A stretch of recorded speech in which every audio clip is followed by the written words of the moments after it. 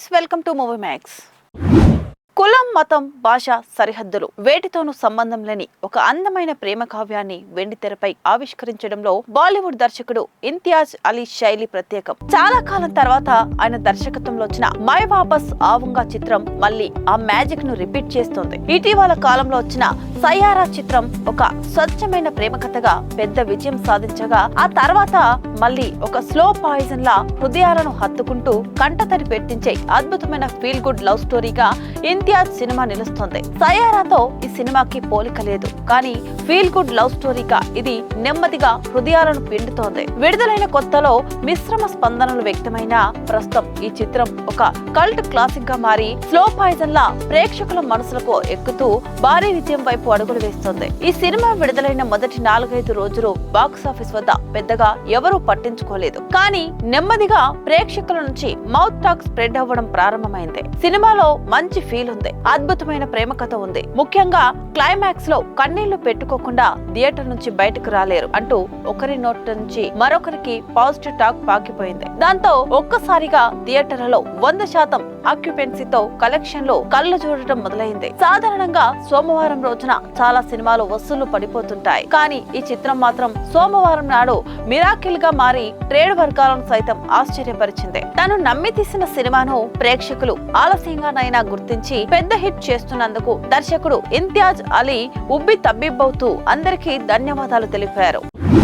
Cinema industry అంటేనే ఒక పెద్ద చైన్ సిస్టమ్ లాంటిది. ఇక్కడ ఒకరి ప్లాన్ మారితే దాని ప్రభావం 3-4 హీరోలు, దర్శకుల ప్రాజెక్టులపై పడుతుంది. నాని సినిమా డీలే అవ్వడంతో సుజిత్ ప్లాన్ మార్చుకుని పవన్ OG2 మీదకి షిఫ్ట్ అయ్యాడు. దీంతో పవన్ కళ్యాణ్ లైనప్ లో ఉన్న సురేందర్ రెడ్డి సినిమా మళ్ళీ వెనక్కి నెట్టబడింది. ఈ సరికొత్త చైన్ రియాక్షన్ వెనుక ఉన్న అసలు కథేంటో ఇప్పుడు తెలుసుకుందాం. Nani dates miss, Sujith sudden turn. నిజానికి దర్శకుడు సుజిత్ ఇప్పుడు నేచురల్ స్టార్ నానితో బ్లడీ రోమియో అనే సినిమా చేయాల్సిందే, కానీ నాని నటిస్తున్న ది ప్యారడైజ్ షూటింగ్ ఆలస్యం కావడంతో ఆయన అందుబాటులోకి రాలేదు. దాంతో సుజిత్ ఖాళీగా ఉండకుండా తన ప్లాన్ B ని యాక్టివేట్ చేశారు. ఇక పవన్ కళ్యాణ్ తో OG2 కథ చర్చలు మొదలు పెట్టారు. రీసెంట్ గా వీరిద్దరూ కలిసి ఉన్న ఫోటో కూడా సోషల్ మీడియాలో బయటకు రావడంతో ఈ ప్రాజెక్టు వేగం పుంజుకుందని అర్థమవుతుంది. చైన్ రియాక్షన్, ఒకరు ఖాళీ మరొకరికి సడన్ ట్రిగ్గర్. సినిమా బిజినెస్ లో ఇదొక చైన్ సిస్టమ్ లాంటిది. ఒక ప్రాజెక్టు హోల్డ్ లో పడగానే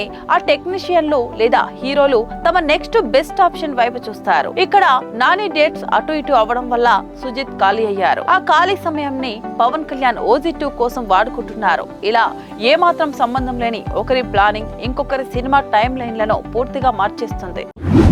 సాధారణంగా ఒక సినిమా రిలీజ్ కు ముందు హైప్ ఎంత ఎక్కువ ఉంటే అంత మంచిదని అందరూ భావిస్తుంటారు, కానీ కొన్ని సందర్భాల్లో అదే హైప్ సినిమాపై అదనపు ఒత్తిడిని పెంచుతుంది. ప్రస్తుతం అక్కినేని అఖిల్ నటిస్తున్న లెనిన్ పరిస్థితి కూడా దాదాపు అలాగే కనిపిస్తుంది. జూలై 10న ప్రేక్షకుల ముందుకు రానున్న ఈ సినిమాకు మొదట్లో మంచి హైప్ అంచనాలు ఉన్నప్పటికీ ఇప్పుడు ఆ ఉత్సాహం కనిపించడం లేదు. పలుసార్లు రిలీజ్ డేట్లు మారడంతో లెనిన్ పై ఉన్న అంచనాలు క్రమంగా తగ్గిపోయాయి. అయితే ఇదే అంశం ఇప్పుడు మేకర్స్ కు ఓ విధంగా ప్రయోజనకరంగా మారవచ్చనే అభిప్రాయాలు ఇండస్ట్రీ వర్గాల్లో వినిపిస్తున్నాయి. వారి అంచనాలతో థియేటర్లకు వచ్చే ప్రేక్షకుడు ప్రతి సన్నివేశాన్ని కొలుస్తాడు, కానీ ఎలాంటి అంచనాలు లేకుండా సినిమా చూసేందుకు వచ్చే ప్రేక్షకుడిని ఇంప్రెస్ చేయడం చాలా ఈజీ అవుతుంది. రీసెంట్ గా కొన్ని సినిమాలు కూడా ఇదే తరహాలో తక్కువ బడ్జెట్ తో విడుదలై మంచి ఫలితాలు సాధించాయి. అఖిల్ కెరీర్ పరంగా చూస్తే లెనిన్ సాధారణ సినిమా కాదు. హీరోగా తన మార్కెట్ ను మరో స్థాయికి తీసుకెళ్లాలన్నా, అసలు హీరోగా నిలదొక్కుకోవాలన్న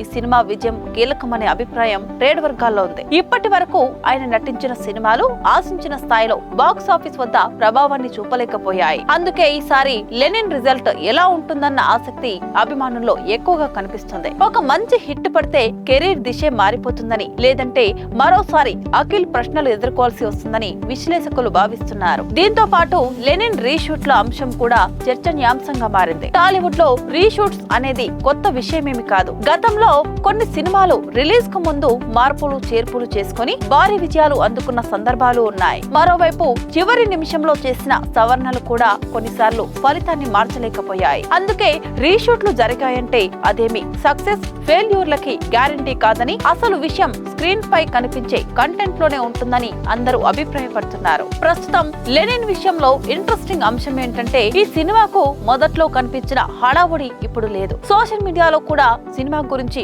డిస్కషన్స్ కొంతమేర తగ్గాయి. కానీ ఇదే సైలెన్స్ రిలీజ్ తర్వాత సినిమాకు బలంగా మారే అవకాశం ఉందని కొందరు విశ్లేషిస్తున్నారు. ఎందుకంటే ఆడియన్స్ ముందస్తు అభిప్రాయాలు లేకుండా థియేటర్ కు వస్తే సినిమా కంటెంట్ నచ్చితే మౌత్ టాక్ చాలా వేగంగా పనిచేస్తుంది. అందుకే ఇప్పుడు అందరి దృష్టి జూలై 10 పైన నిలిచింది. మురళీ కిషోర్ అబ్బూరి దర్శకత్వంలో తెరకెక్కుతున్న లెనిన్ ను సితారా ఎంటర్టైన్మెంట్స్, అన్నపూర్ణ స్టూడియోస్ బ్యానర్ లో సంయుక్తంగా నిర్మిస్తున్న విషయం తెలిసిందే. ఒకప్పుడు సినీ నిర్మాణంలో ఆలస్యం ఏంటంటే ప్రేక్షకుల్లో ప్రతికూల భావన ఉండేది. కానీ గత కొన్నేళ్లుగా పరిస్థితులు పూర్తిగా మారిపోయాయి. ముఖ్యంగా పాన్ ఇండియా మార్కెట్ విస్తరించిన తర్వాత దర్శక నిర్మాతలు సినిమాలను కేవలం ఒక భాషలోని ప్రేక్షకుల కోసం కాకుండా దేశవ్యాప్తంగా ఆదరణ పొందే స్థాయిలో రూపొందించేందుకు ప్రయత్నిస్తున్నారు. ఈ క్రమంలో ప్రొడక్షన్ టైం పెరగడం, రిలీజ్ డేట్స్ వాయిదా పడడం ఇప్పుడు చాలా మామూలైపోయింది. టాలీవుడ్ లో ఇటీవల వచ్చిన పలు భారీ సినిమాలను పరిశీలిస్తే ఈ ట్రెండ్ స్పష్టంగా కనిపిస్తుంది. మొదట అనుకున్న షెడ్యూల్ ప్రకారం సినిమాలను పూర్తి చేయడం కంటే ఫైనల్ రిజల్ట్ మెరుగ్గా రావడానికి ప్రాధాన్యమిస్తున్నారు. విజువల్ ఎఫెక్ట్, యాక్షన్ సీక్వెన్స్లు, వరల్డ్ బిల్డింగ్ వంటి అంశాలపై ప్రత్యేక శ్రద్ధ పెట్టడంతో పోస్ట్ ప్రొడక్షన్ దశ కూడా నెలల తరబడి కొనసాగుతుంది. ఫలితంగా మొదట్లో అనౌన్స్ చేసిన రిలీజ్ డేట్లు తరచూ మారుతున్నాయి. ఈ నేపథ్యంలో సుప్రీం హీరో సాయి దుర్గా తేజ్ నటిస్తున్న సంబరాల ఏటిగట్టు చుట్టూ నెలకొన్న చర్చ కూడా ఆసక్తికరంగా మారింది. సినిమా ప్రారంభమైనప్పటి నుంచి దీనిపై భారీ అంచనాలు ఏర్పడ్డాయి. అయితే అనుకున్న సమయానికి ప్రేక్షకుల ముందుకు రాకపోవడంతో సహజంగానే అనేక ప్రశ్నలు తలెత్తాయి. కానీ తాజా పరిణామాలు చూస్తుంటే మేకర్స్ తొందరపడి సినిమా రిలీజ్ చేయాలనే ఆలోచనలో లేరని అర్థమవుతుంది. రీసెంట్ గా సినిమా గురించి స్పందించిన తేజ్ కూడా అదే సంకేతాలు ఇచ్చారు. ప్రస్తుతం ప్రేక్షకుల అభిరుచులు గతంతో పోలిస్తే చాలా మారిపోయాయని, ప్రపంచ వ్యాప్తంగా వస్తున్న కంటెంట్ ను చూస్తున్న ఆడియన్స్ ను ఇంప్రెస్ చేయాలంటే మరింత క్వాలిటీ అవసరమని ఆయన అభిప్రాయపడ్డారు. కేవలం ఒక కథతో లేదా స్టార్ ఇమేజ్ తో ప్రేక్షకులను థియేటర్లకు రప్పించే రోజులు పోయాయని, ప్రతి అంశంలోనూ మెరుగైన అనుభూతి అందించాల్సిన అవసరం పెరిగిందని తేజ్ అభిప్రాయపడ్డారు.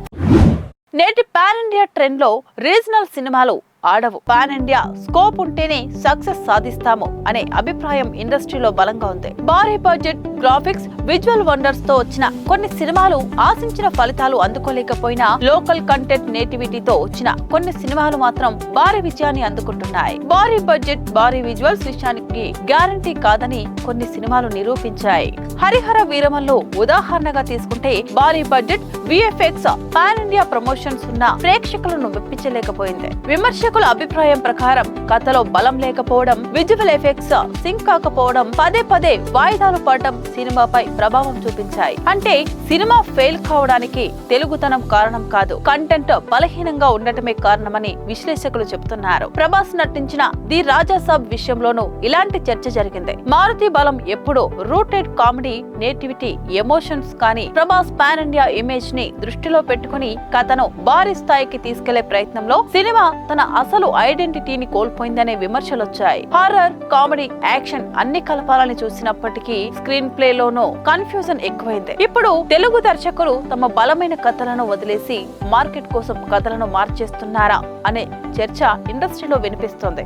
గేమ్ చేంజర్ చూస్తే సినిమా ఫ్లాప్ కావడానికి నేటివిటీ కారణం కాదు. ఆ సినిమాలో ఆంధ్రప్రదేశ్ రాజకీయాలు, విశాఖపట్నం బ్యాక్ డ్రాప్, స్థానిక సమస్యలు, తెలుగు కుటుంబ వ్యవస్థ లాంటి అంశాలు బలంగానే ఉన్నాయి. తెలుగుదనం లోపించలేదు. కానీ కథనం మూసధోరణిలో కనిపించింది. స్క్రీన్ ప్లే ఆశించిన స్థాయిలో లేదు, నిడివి ఎక్కువైంది. ఇలాంటి అంశాలు ప్రేక్షకులను పూర్తిగా మెప్పించలేకపోయాయి. దీంతో మరోసారి ఒక విషయం రుజువైంది. సినిమా సక్సెస్, ఫెయిల్యూర్స్ అనేవి నేటివిటీ మీద ఆధారపడవు, కథను ఎంత ఆసక్తికరంగా చెప్పారన్న దానిపై ఆధారపడి ఉంటుంది. అల్లు అర్జున్, అట్లీ కాంబినేషన్ లో రాబోతున్న రాకా పరిస్థితి కూడా దాదాపు ఇదే. భారీ బడ్జెట్, భారీ విజువల్ ఎఫెక్ట్ ఇవన్నీ కలిపి హాలీవుడ్ స్థాయి సైన్స్ ఫిక్షన్, యాక్షన్ ప్రపంచాన్ని సృష్టిస్తున్నారు. అట్లీ కెరీర్ లో కూడా నేటివిటీ స్టోరీస్ నుంచి యూనివర్సల్ కథల వైపు జర్నీ స్పష్టంగా కనిపిస్తోంది. తెలుగు ప్రేక్షకుడు చూడటానికి ఇది భారీ అనుభవమే కావచ్చు, కానీ ఇందులో తెలుగు సంస్కృతి, తెలుగు జీవితం ఎంతవరకు కనిపిస్తోందో అన్నది అసలు ప్రశ్న. ప్రభాస్, సందీప్ రెడ్డి వంగ కాంబినేషన్ లో వస్తున్న స్పిరిట్ ఇంటర్నేషనల్